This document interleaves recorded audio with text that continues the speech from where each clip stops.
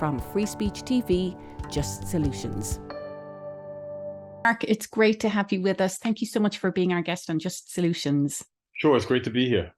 Well, as we heard in the introduction, the School Colours podcast, season 1, and now we're in season 2, it looks at the dynamics of race, class and power through the prism of what's happening with education in schools in New York. And season 1 really looked at what's happening in Brooklyn schools.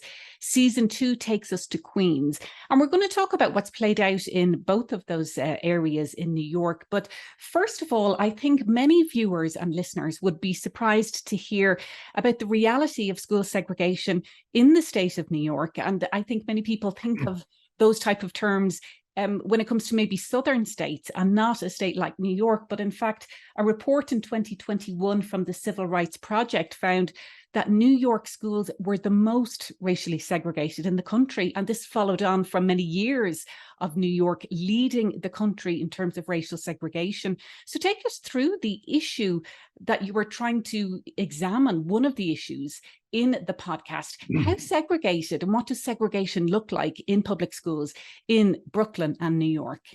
Excuse me, Brooklyn and Queens. Sure. So as you said, the first season took place in central Brooklyn in a particular school district that takes up about half of Bedford-Stuyvesant, a little bit of Crown Heights.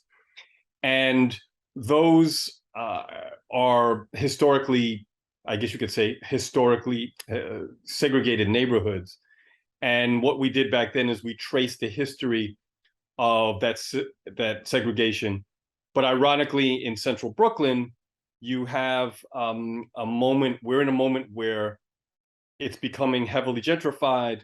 The neighborhood is becoming less African-American, which it has historically been, and more non-Black.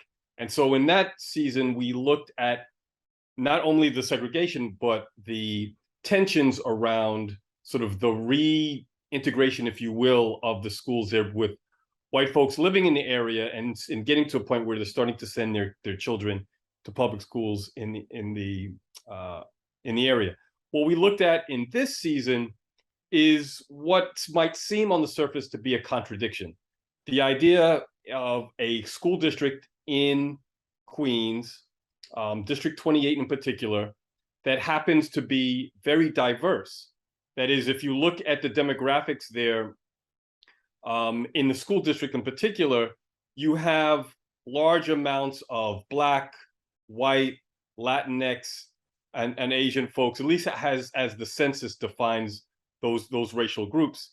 And yet at the same time, what you find is not only a long history of segregation, but in particular, you have mostly Black folks living in the southern part of the district and not really going to school with anyone else in those other racial categories in that district. So you have, particularly in the north, you have white folks and Asian folks oftentimes going to school together.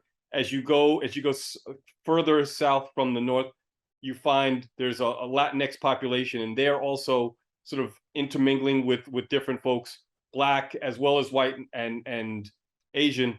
But the Black section of the district, and it's important to note that the district does not capture one neighborhood, but in fact, many different neighborhoods.